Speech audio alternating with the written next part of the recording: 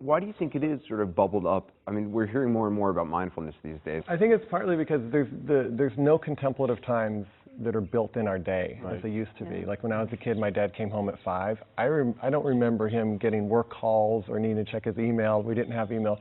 They were kind of like naturally built in contemplative moments, if That you doesn't will. exist anymore. That doesn't exist We're anymore. accessible at all moments. At all moments. And I think what people are realizing is that constant connectivity is great for part of the day, but if you do it your entire day, you're more stressed, you can't sleep, you're less present with your kids.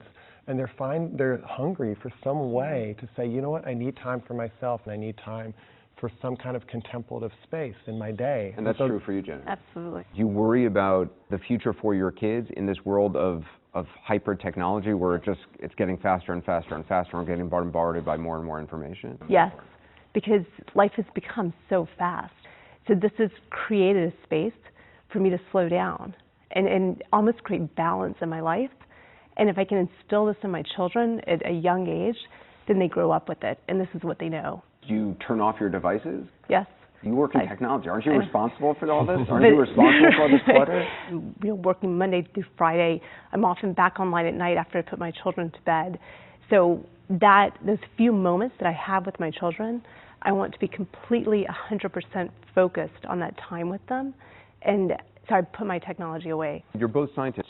Was it important for you as a scientist to know that there is real scientific value? Absolutely. Well, we know based on the research. The best research is for its effectiveness in depression. Mindfulness-based cognitive therapy, which was adapted from the mindfulness-based stress reduction that John developed at UMass 30 years ago, has been shown to be as effective as medication for preventing relapse of depression. As effective as medication? Yes. Why do you think it helps with depression?